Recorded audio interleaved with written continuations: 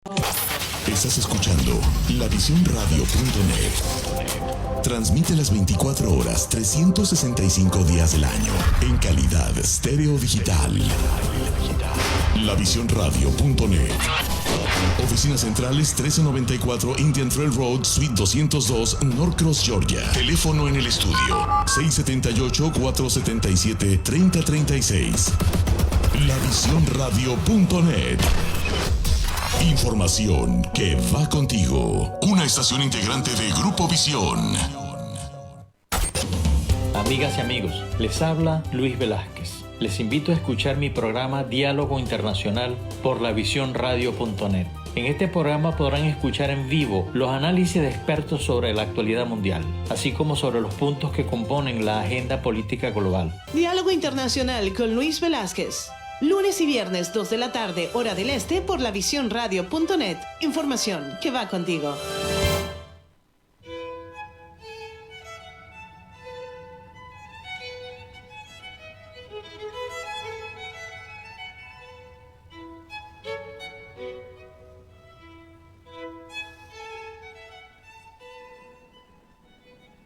Muy buenas tardes, amigas y amigos de lavisión.radio.net.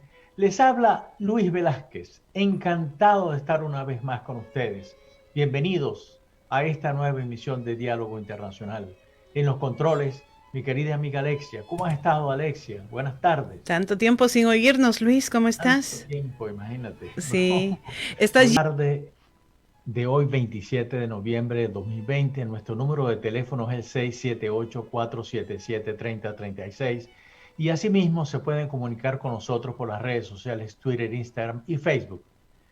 En la tarde de hoy conversaremos acerca de un tema que se viene, cada día se escucha más, cada día hay más gente hablando del tema. Yo les aclaro que no creo mucho, yo sí creo en los que se llaman esas teorías conspirativas, pero bueno, no sé, pero aquí tengo dos invitados que vamos a tratar de explicarnos un poco de eso y si yo estoy equivocado, por supuesto que voy a aceptar que eso es así en todo caso. Pero me interesa nutrirme como a todo el mundo y realmente Diálogo Internacional me ha ofrecido la oportunidad no solamente de conocer a personas importantes como la que vamos a conversar ahora, sino también de nutrirme de sus ideas y de sus conceptos.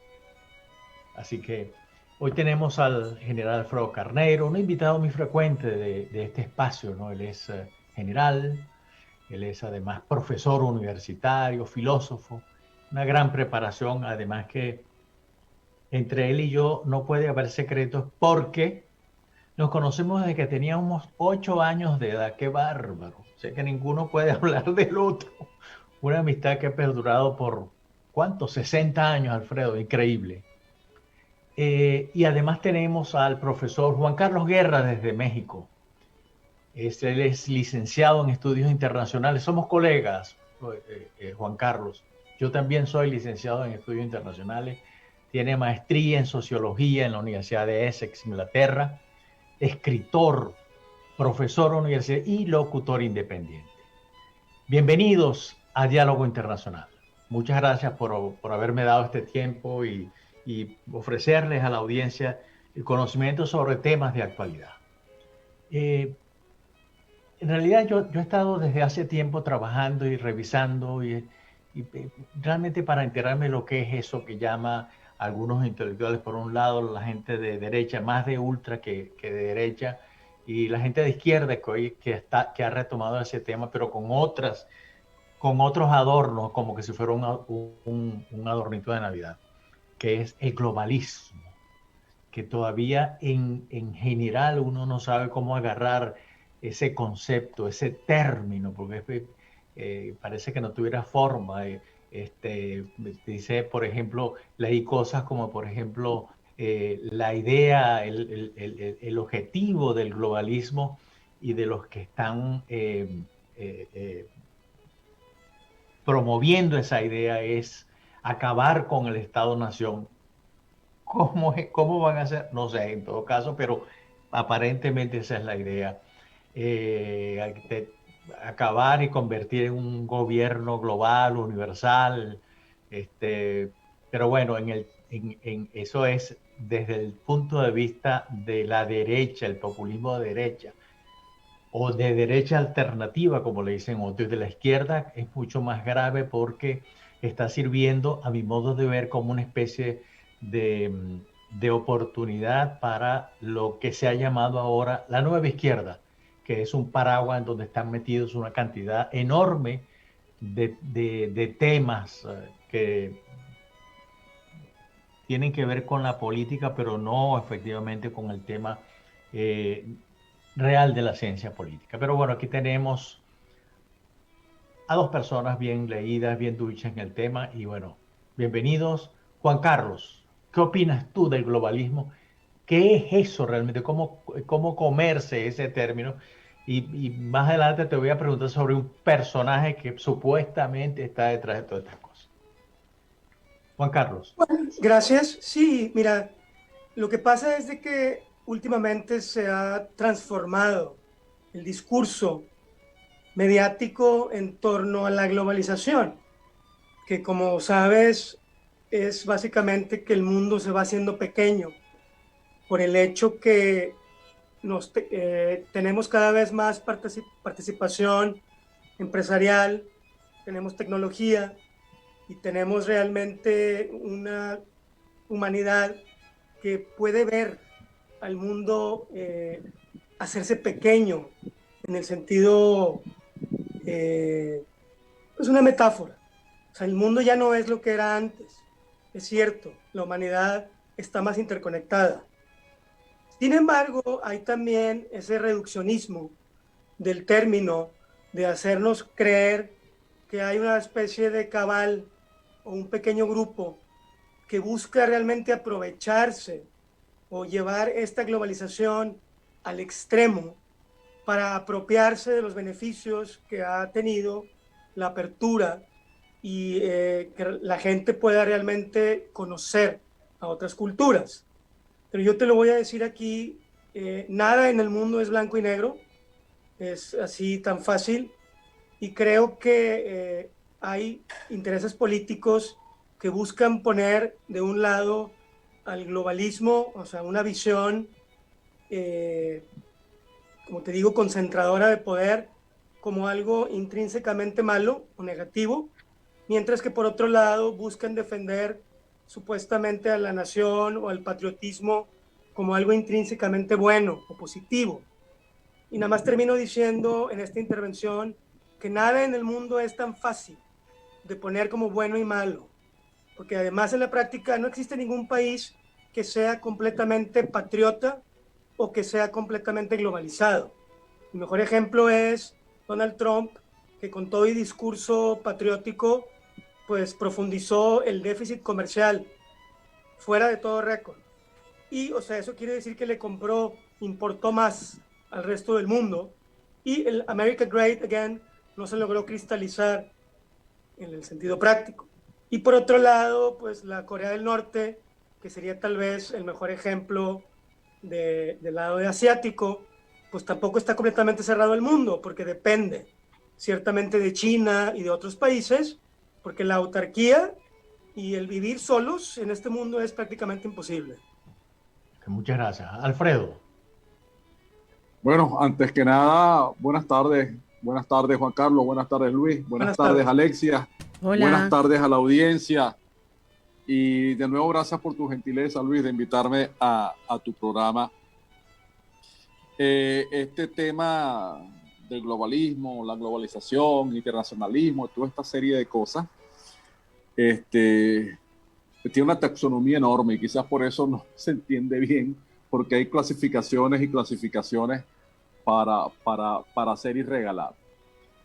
Pero lo que sí es cierto es que, primero que no es un tema nuevo, hablando del globalismo, hablando también de la globalización, porque vamos a ver, si mal nos recordamos y nos ponemos cerca, tenemos el esfuerzo, por ejemplo, de los comunistas de llevar toda su ideología al resto del mundo, las famosas tres internacionales, la de los sindicatos, la socialdemócrata, la comunista y la última que no sabemos todavía por dónde va o qué derrotero tiene. De hecho, la Internacional Socialista aún existe y agrupa la mayor parte de los partidos digamos, de tendencia socialdemócrata, por decirle alguna definición, en el mundo. Entonces sí hay una tendencia, o siempre habrá una tendencia, a tratar de homogeneizar el mundo.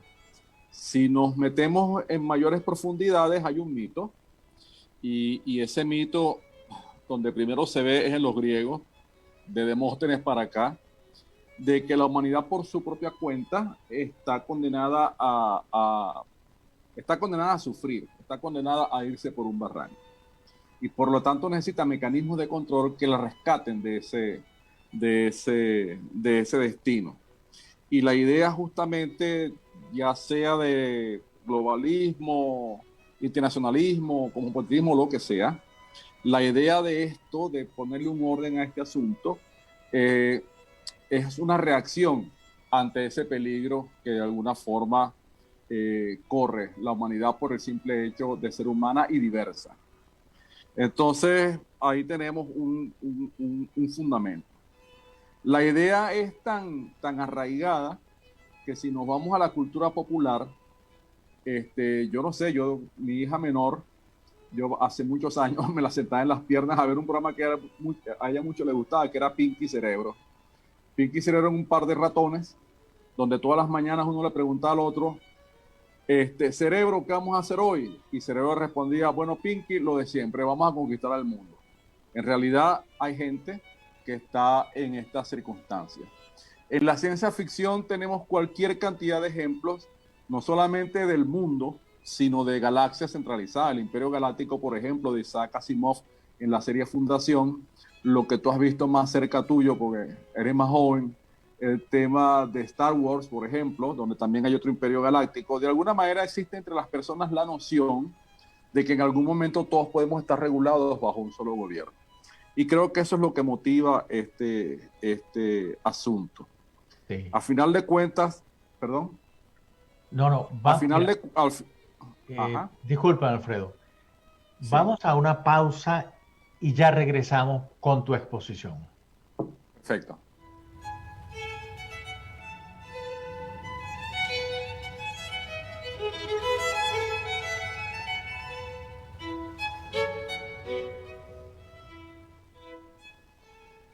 Estamos de regreso en Diálogo Internacional. Estamos conversando con...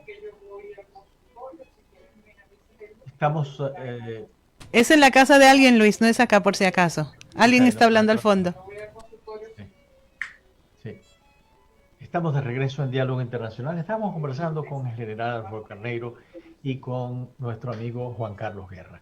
Efectivamente, todo esto, como tú dices, Alfredo, forma parte incluso de una especie de deseo muy interno de ser gobernado, pero de ser simplemente un patrón. Pero sin embargo, la experiencia práctica nos da, por ejemplo, nos da ejemplos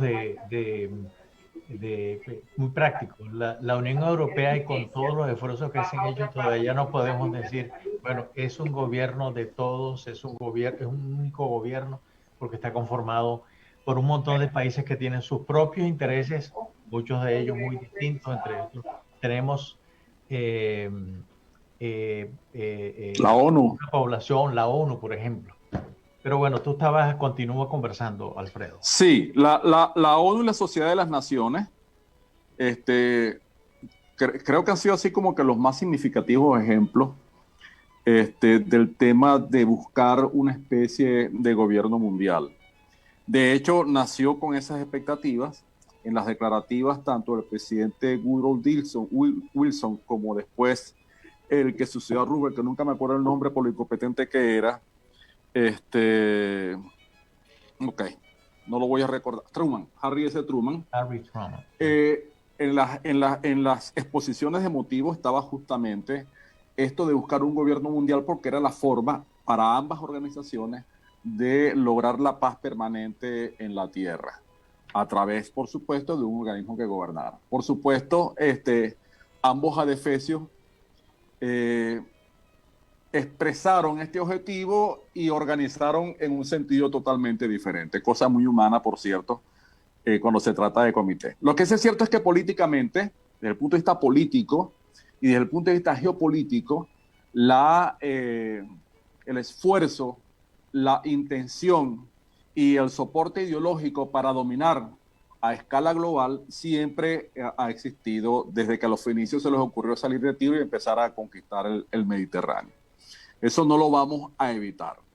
El problema está en que todos estos esfuerzos globalistas se mueven en un contexto, en el caso moderno, en el contexto de los estados nacionales.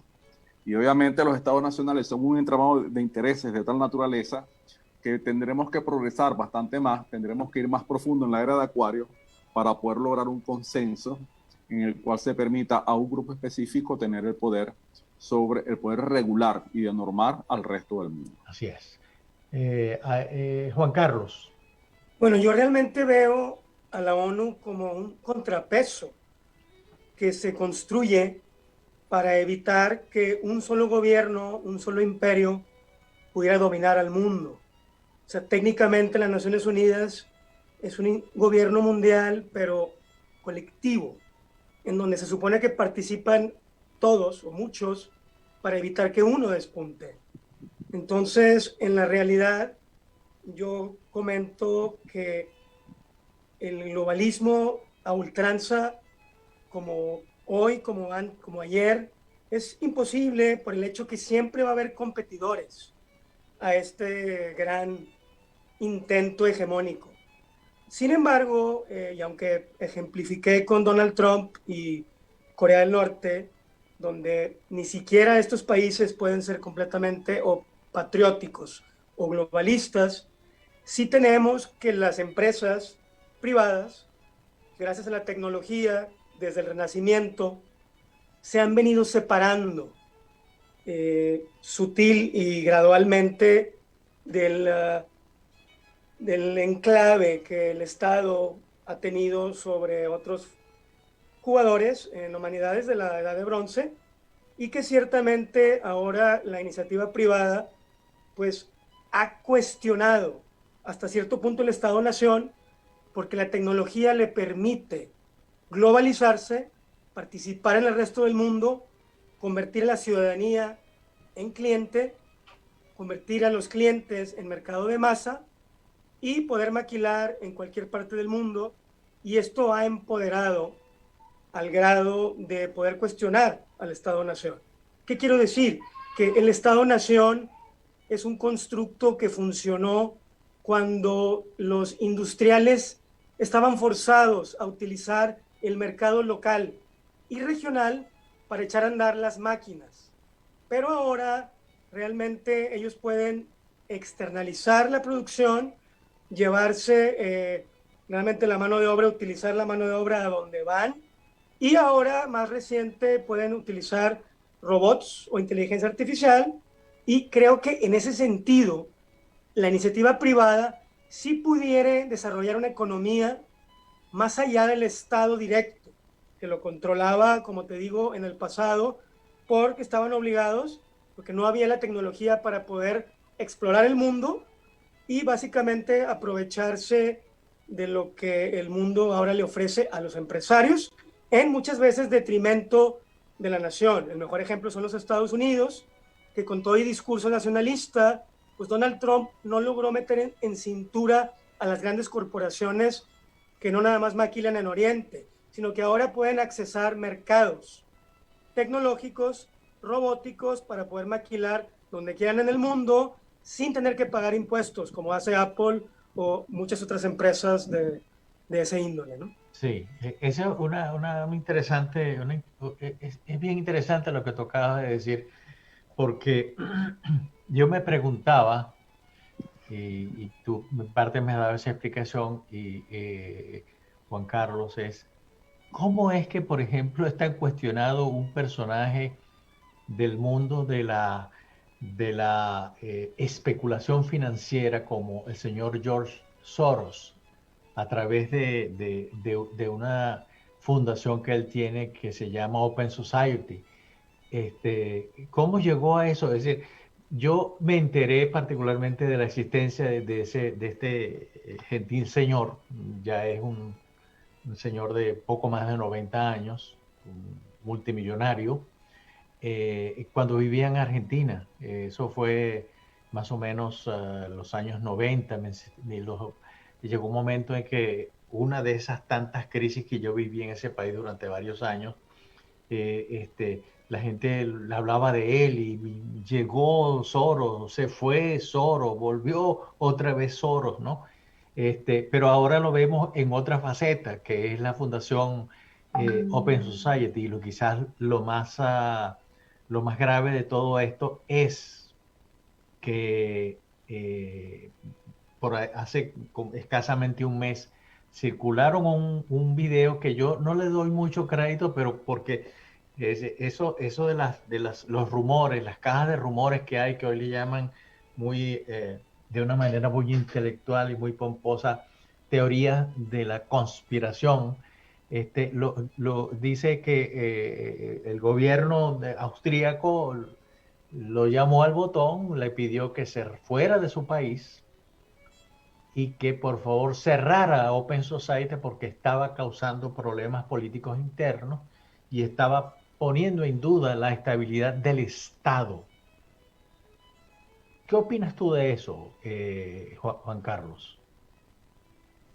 Sin duda que es un jugador importante en el capitalismo global, sin duda que cuenta con una gran cantidad de dinero y hay evidencia de que ha no nada más especulado contra países como la libra esterlina en Inglaterra, sino que ahora está participando en Argentina con el presidente Fernández, eso es público, pero no necesariamente es una persona nada más mal vista.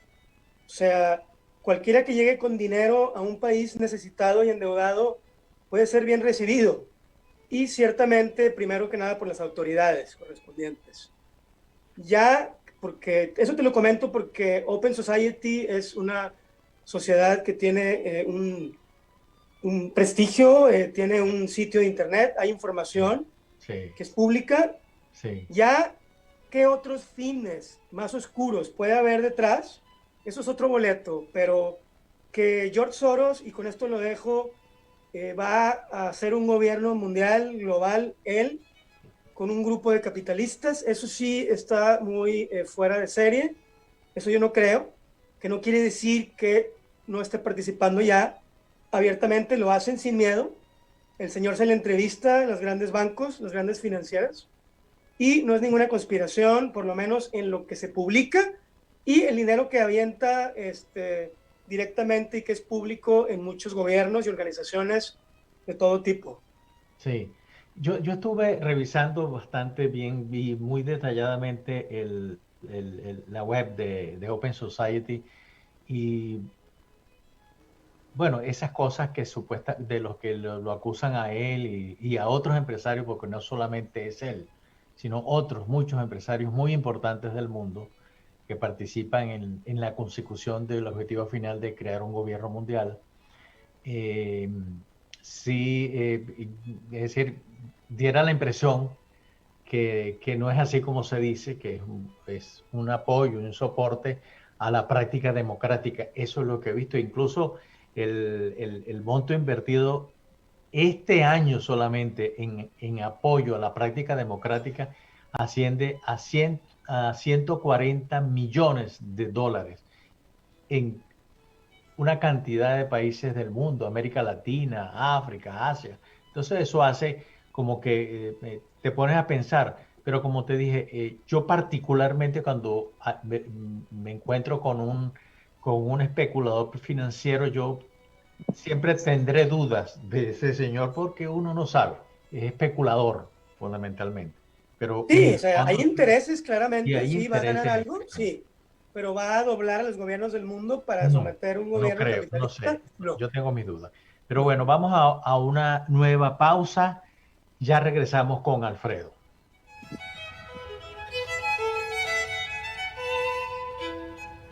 Ya regresamos con más de lavisiónradio.net. Mantente conectado en Facebook, Twitter, Instagram como La Visión ATL y en nuestro canal de YouTube como La Visión TV.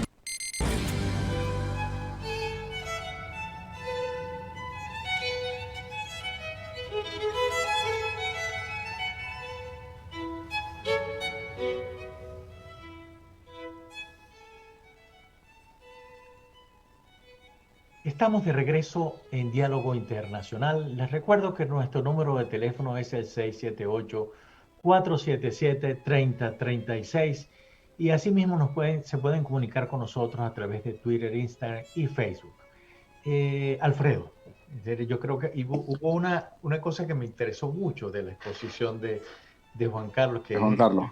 Claro, es ese enfoque tecnológico empresarial. Es interesante, ¿no? Porque si tú te pones a ver las cosas como que van para allá, es decir, el gobierno global es fundamentalmente tecnológico, que no tiene necesariamente nada que ver con lo otro que conocemos, con el Estado-Nación, que es decir, a lo mejor llegamos con el mismo objetivo, pero el camino es distinto. Alfredo, quisiera saber tu opinión sobre eso. Sí, mira, yo durante casi toda mi vida fui anticonspiranoico hasta el día que llegó toda la plana mayor de Halliburton a formar parte del gobierno de Estados Unidos. Era tan evidente lo que había detrás de este asunto, que ese día me dejé de creer que el tema de las empresas multinacionales muy poderosas eran algo así como que personas muy inocentes que estaban tratando de hacer su mayor esfuerzo para que viviésemos mejor. La cosa no es así. De hecho, esa plana mayor, Dick Cheney, Paul Wolfowitz,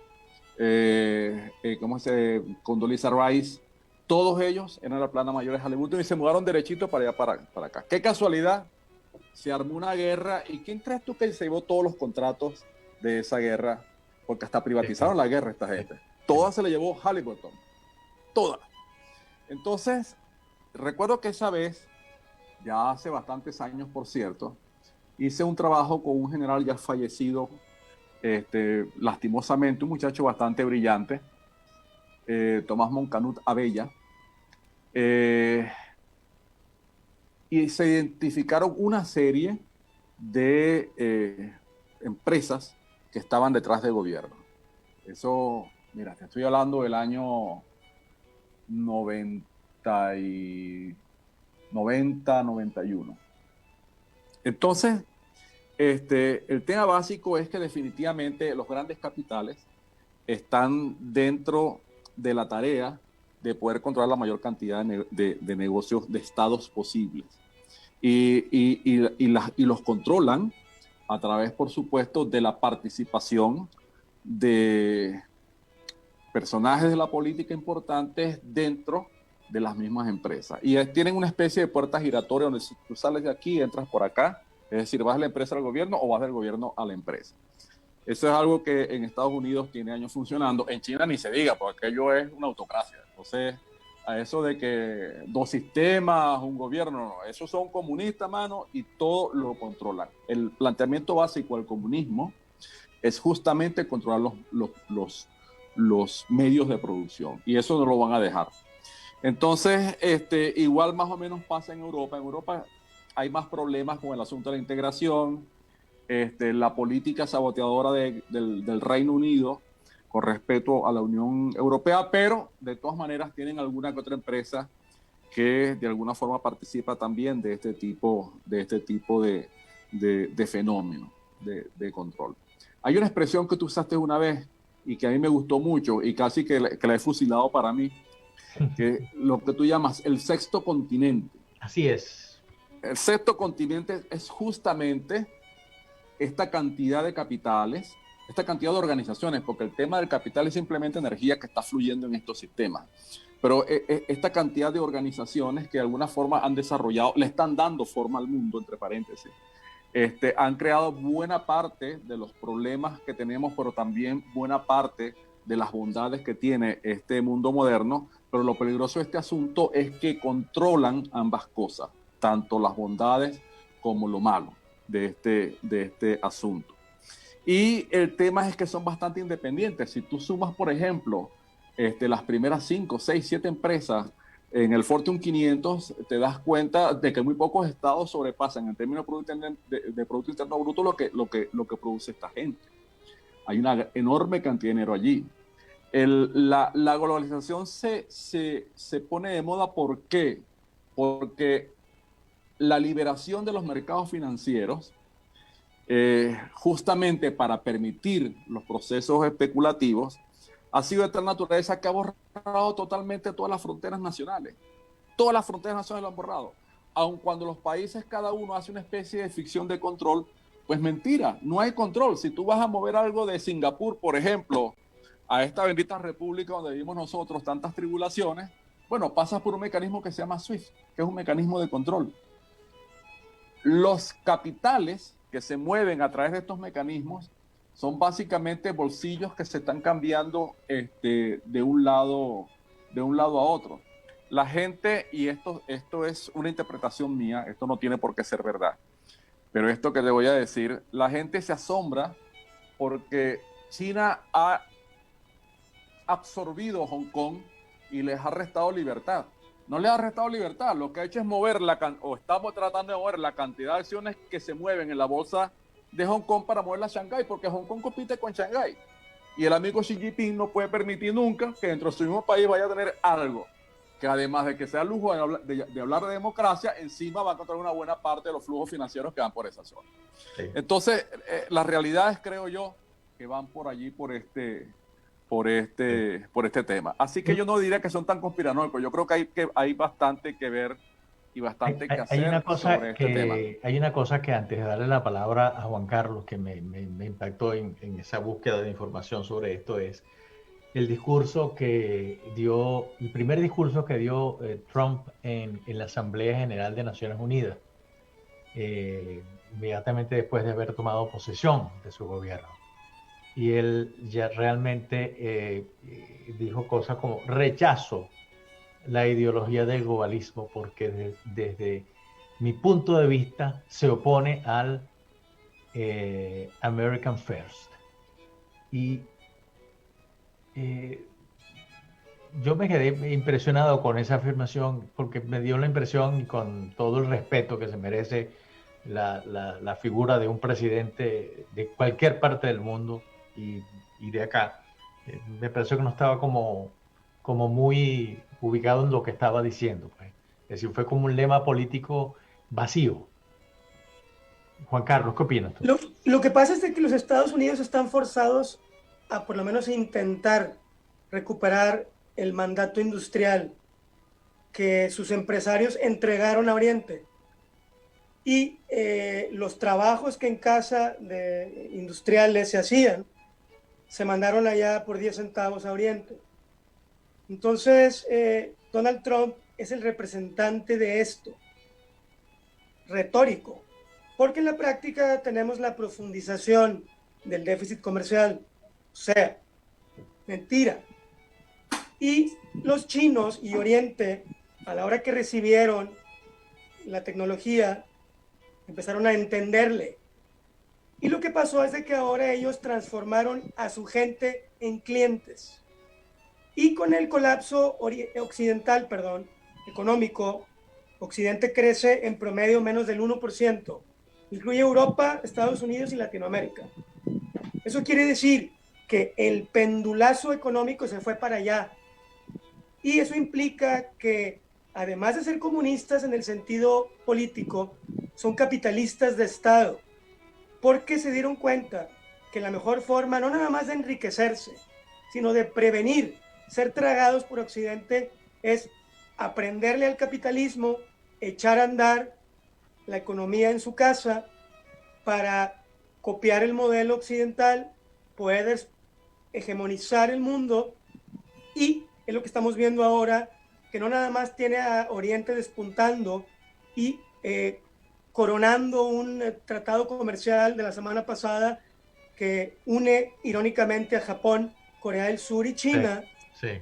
Sino que realmente tienes tú que esto es ahora una barrera económica que ya salva, por lo menos temporalmente, a Oriente del supuesto globalismo de Occidente, de los empresarios, que se van a topar con pared, porque los chinos no permiten más que el 49% de inversión en las empresas de China, porque el Estado es el dueño del 51%.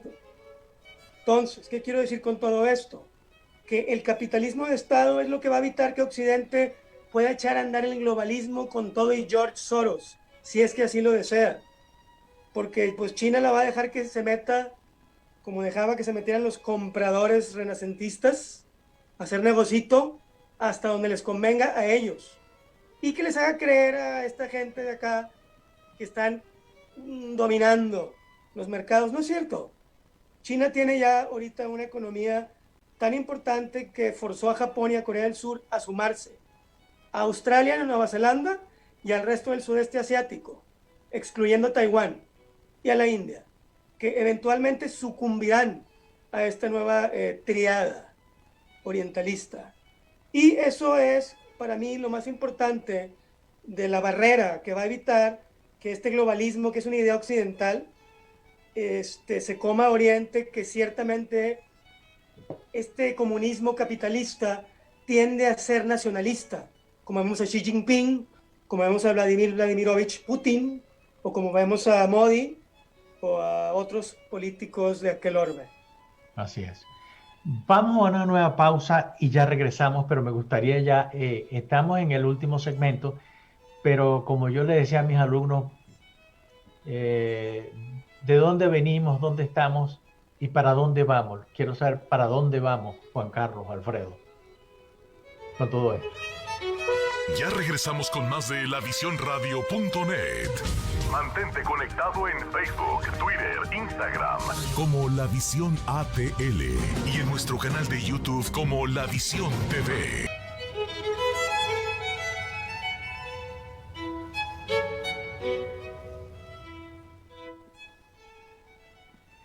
Estamos de regreso en Diálogo Internacional. Estamos teniendo una interesante conversación con dos invitados, el general Alfredo Carneiro y el profesor Juan Carlos Guerra, acerca del globalismo. Como les dije antes de que fuéramos a la última pausa, yo siempre utilizo esa metodología para hacer cualquier trabajo. Y básicamente son 3 puntos: de dónde venimos, dónde estamos y para dónde vamos. Ya los 2 primeros los examinamos. Ahora me gustaría saber, según ustedes, y empezaría con Alfredo, ¿hacia dónde vamos con todo esto? Alfredo. Bueno, Luis, yo pienso que esto del globalismo en todo caso revestirá, y es lo lógico porque es lo que hemos visto y parece que esa es la tendencia, revestirá algo similar a la internacionalización que hemos visto con la Sociedad de las Naciones o con las Naciones Unidas, si es que logra salir del marasmo en el cual actualmente se ha puesto, porque ya casi que mucha gente está pensando que no sirve de nada y que mejor sería sustituirla. Creo que no va a pasar de allí. Dudo mucho, por lo menos en la etapa actual de desarrollo de la sociedad, dudo mucho que vaya a haber un solo gobierno, porque el contexto del Estado Nacional, la dinámica, la dialéctica entre los Estados nacionales no permite que este tipo de asuntos ocurran. Yo creo que por ahí es donde estamos y para dónde vamos. Okay. Juan Carlos. Sí, comparto en que las Naciones Unidas está ahorita entre con quién pone sus fichas, con quién se acerca más, y claramente yo veo que la influencia china está metiendo la mano directa, indirectamente en la ONU. Eso quiere decir que si alguna vez se hizo la organización para evitar que alguien despuntara en cuanto a la hegemonía del mundo, va a ser inevitable que ahora el surgimiento y la consolidación de la potencia china como la nueva hegemonía en sentido comercial, económico, político y eventualmente financiero no vaya a afectar a una ONU que desafortunadamente pues va a acabar tal vez más interesada en los asuntos orientales que en los occidentales, empezando por lo económico, porque si el dinero se va a ir para allá, pues allá va a estar la gallina, preocupada por sus huevos de oro. Entonces, eso creo en lo institucional. En cuanto a la economía, creo que vamos a ver más de lo que estamos viendo ahora, el desplazamiento del polo económico, comercial, político hacia Oriente, hacia la nueva conformación de una ruta de seda que, aunada a una nueva robotización, a un nuevo desarrollo tecnológico de punta, autónomo, ciertamente va a descobijar más al trabajador manual, sindicalizado, que se vino preparando junto con el Estado-Nación desde el siglo XVII para un mundo que tal vez va a requerir de menos mano de obra, no porque haya menos consumidores, no, irónicamente va a haber más, sino porque los procesos de producción van a estar mucho más intermediados por máquinas, por empresas privadas y cada vez menos por un Estado que en siglos antepasados pues prometía el pleno empleo a la sociedad, que tenía la clase media como el máximo baluarte y colchón para la movilidad social y ciertamente para la estabilidad del colectivo. Eso creo que se pone en entredicho porque en este recambio hegemónico ciertamente va a pronunciarse esas debilidades económicas que estamos viendo en la Unión Europea, en Latinoamérica y ciertamente en Estados Unidos, amigos. Sí, sí, no solamente son debilidades económicas, sino son debilidades políticas y lo estamos viendo básicamente acá, por ejemplo, ¿no? Y en el caso de Europa, por supuesto que se notan, hay una cierta fragilidad política en el mundo. Y por supuesto, si hablamos de la región, de nuestra región, ahí, es decir, ya es realmente patético hacer esa observación. Asia va por otro camino, Asia va en otra dirección y seguirán dando. Los movimientos de China son realmente importantes y hay que hacerles, por supuesto, un seguimiento muy adecuado. Hay una de las cosas que destaco de este programa tan interesante es, primero, el fortalecimiento inmediatamente de lo que yo he llamado el sexto continente, es decir, todo lo que tiene que ver con la tecnología y con redes sociales y todo eso. Y en estos días leía una publicación muy interesante que hablaba, y les advierto que me acabo de enterar de la existencia de industrias que llaman las industrias obscuras, que son unas industrias muy particulares en las que la mano de obra no existe, lo que existe son unas salas inmensas en donde hay unos ordenadores muy grandes y en donde son ellos los que ordenan. O sea, hay un programador, ordenan y se producen las cosas, lo cual da una visión a largo plazo bien importante, pero también al ver muy, muy preocupante porque la sociedad no lleva el mismo ritmo que lo que tenemos. Y en cuanto a la posibilidad del globalismo, sí, yo advierto, ahí coincido en general con lo que ustedes acaban de decir. Eso es muy complicado, seguir conversando de algo que raya con la lógica, que raya con todo lo que uno ha conocido hasta ahora. Es decir, lo más cercano a eso, como lo decía Alfredo, es la autocracia china. Vamos por acá y la sociedad china decide. El señor Xi Jinping dice, el emperador dice, vamos a caminar por acá y por ahí va todo el mundo sin chistar. ¿No es así, Alfredo? El micrófono. Así es, Luis. Los Han caminan de buena voluntad y el resto de las nacionalidades vienen a palo limpio en esa misma dirección. Ese es el estilo chino. Sí, exactamente, ¿no? Y que no tiene nada que ver con la democracia occidental, toda trasquilada, como decimos nosotros, pero bueno, democracia al fin, pero que no funciona, porque mal que bien, por lo menos existen opiniones diversas, por lo menos existen una que otra manifestación, la quemada del metro de Chile, tirar piedras en cualquier parte del mundo, es decir, son otras consideraciones que hay que tener en cuenta. Estimados amigos, ya hemos llegado. Juan Carlos, ¿quieres agregar algo? Sí, pues que yo veo a Occidente copiar cada vez más el modelo autocrático de Oriente y que políticamente les es muy vendible de este lado el que es blanco o negro las cosas para que la gente vote por uno o por otro, pero para que no se puedan meter en los grises, que en esos grises está todo esto que está surgiendo, que ciertamente pues no conviene cuando no ofreces trabajo en casa. Claro, es así. Bueno, amigos, les agradezco mucho esta hora que me han dedicado. Muchas gracias por los conceptos emitidos. Juan Carlos, muchas gracias. Tú que estás, me dijiste que vivías en el desierto, una cosa maravillosa. Bueno, vivo fuera de la ciudad de Monterrey, en la Huasteca, que está en las faldas más fértiles, porque allá hay puro concreto, puro cemento ya. Sí.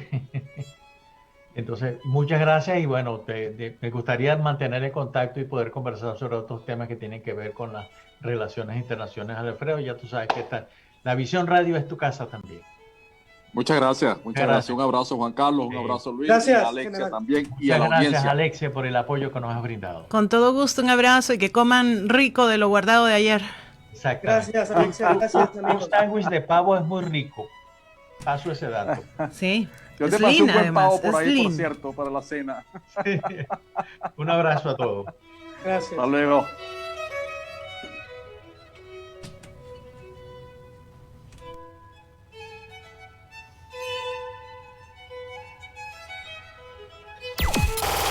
Estás escuchando lavisiónradio.net. Transmite las 24 horas, 365 días del año.